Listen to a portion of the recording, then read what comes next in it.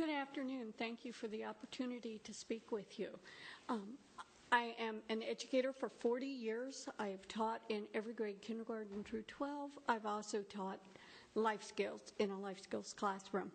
I'm currently serving as Student Development Director for FreedomProject Education and serve in capacity as Curriculum Director. So I've had the opportunity to work with many different curriculums, and the Common Core standards concern me greatly. First of all, I hear them described by many as superior. It's hard for me to imagine that something that hasn't been tested and vetted and discerned by many people could be called superior. There are two experts, James Milgram in math and Sandra Stotsky, who are on the validation committee, that wouldn't sign the validation certificate. They refused.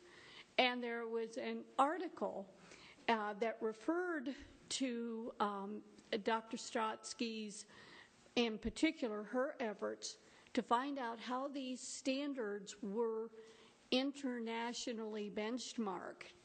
The article is 5 men wrote the Common Core standards, and there is no proof that they are internationally benchmarked.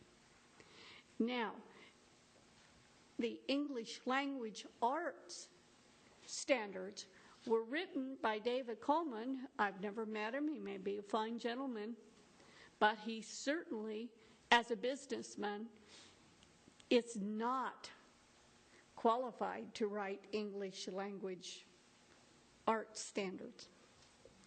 I'm also, my own personal assessment of these, as I look through the standards and relate them to how would I do this in the classroom, how would I accomplish these?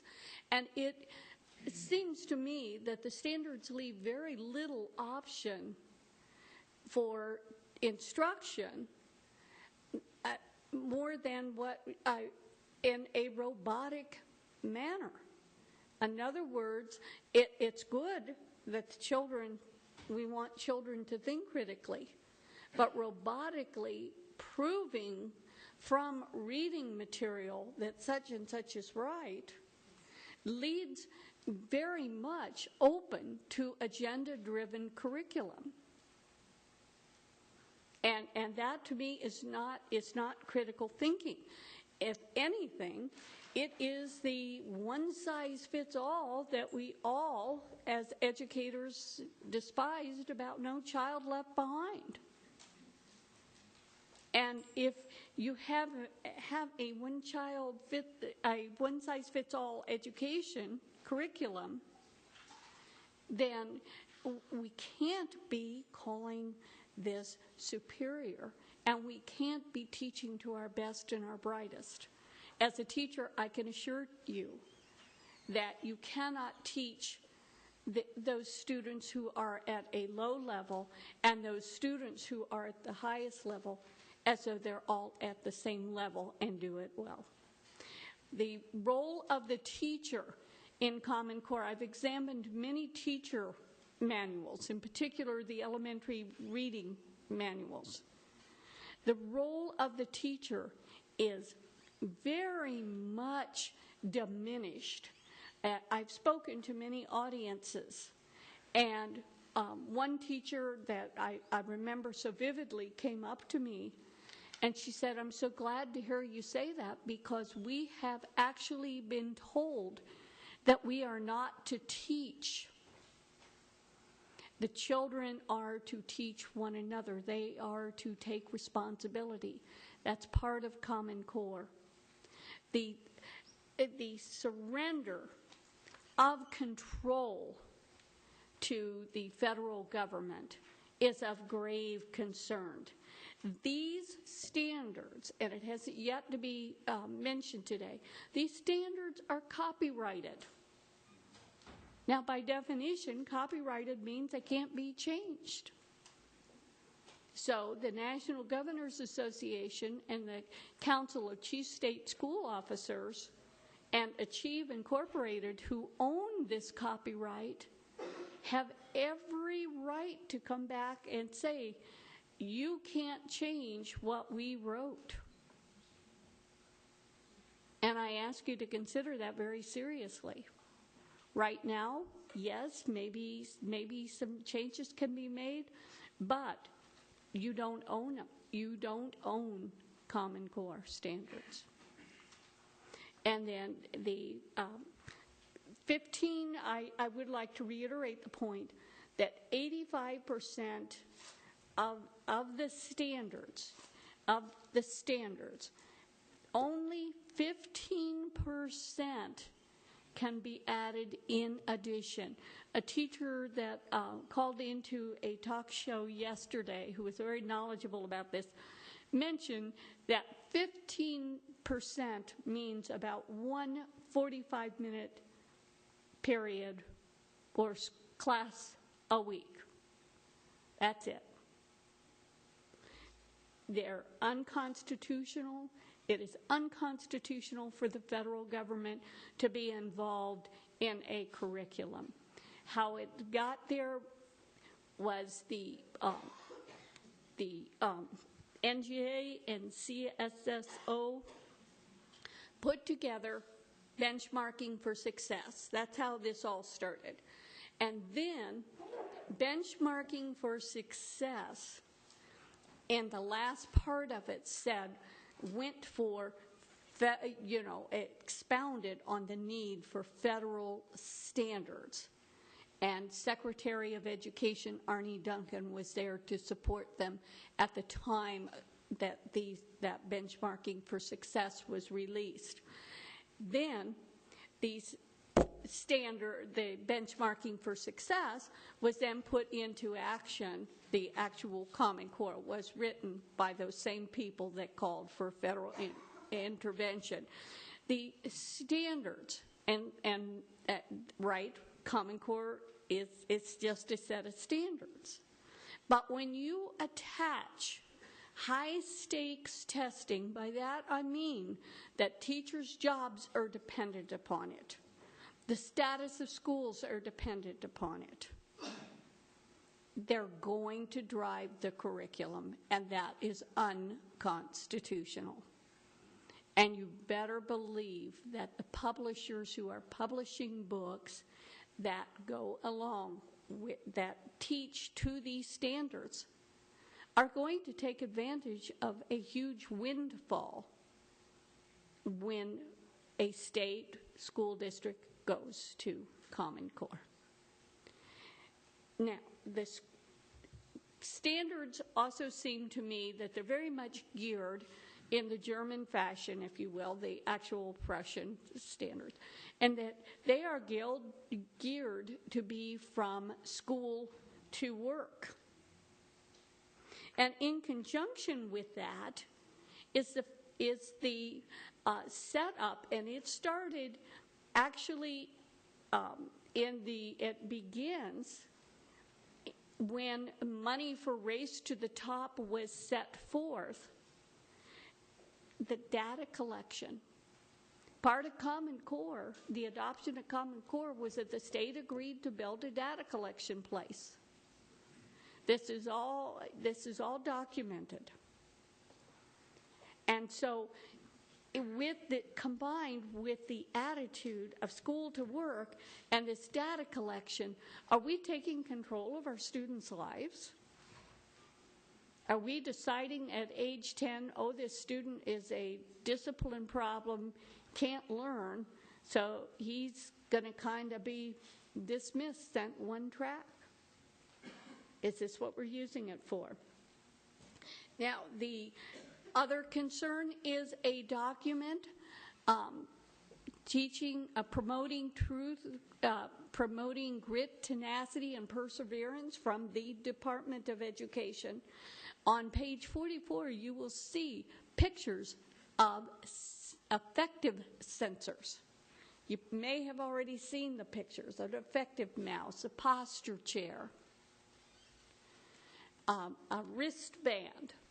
I've actually spoken with a mother in a school district who was using it, and her child came home having had one of those put on too tight, red and blistered. The Promoting Grit, Tenacity, and Perseverance is written by the Department of Education. And the ties between Common Core and the Department of Education should not be overlooked by you good folk here in Wisconsin.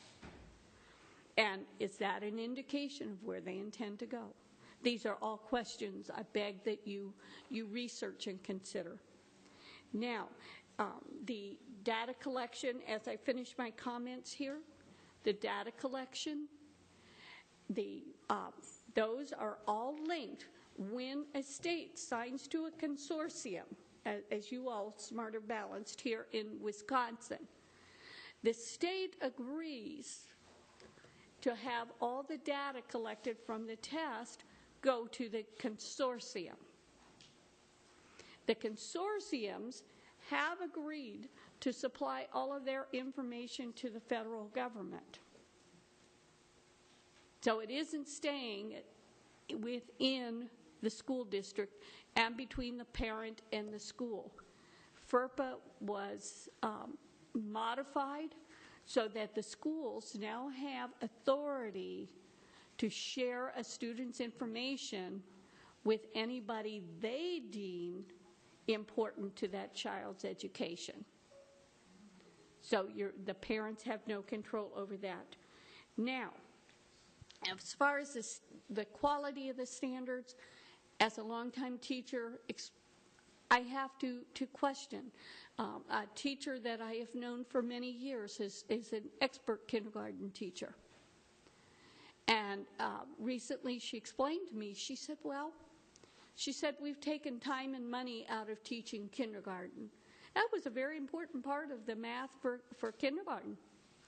And I asked, well, why? Her response was, well, because we don't want to do something unfair to those who aren't ready to do it. And to me, that sums up my concerns about Common Core. They're going to, if it is geared so that everybody is successful, the standards will have to be watered down. Thank you so much for giving me an opportunity to speak.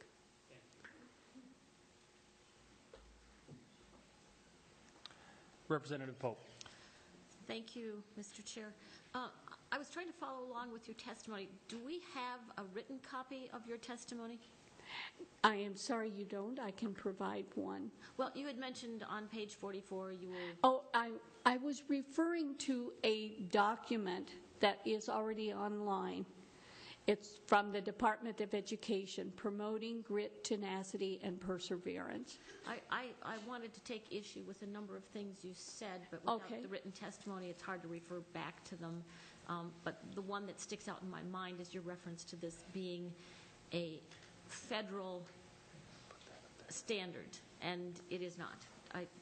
By definition, it simply is not. And there were some other things that you said, but without written testimony, I can't refer back to them, so I'll just pass. Thank you. Yes. I am glad to respond to that. It is very clear in following the history of this, the fact the federal government has tried on numerous occasions. If you look at Gold's 2000, outcome-based education, No Child Left Behind, all of those were federal programs, federal standards, and they didn't work. So it is the National Governors Association and the Council of Chief State School Officers were kind of their source to go around being federal standards. But what I disagree with you about. I don't know that you can prove that. That's just your opinion? No, I don't think it is an opinion, Representative Pope, with all due respect.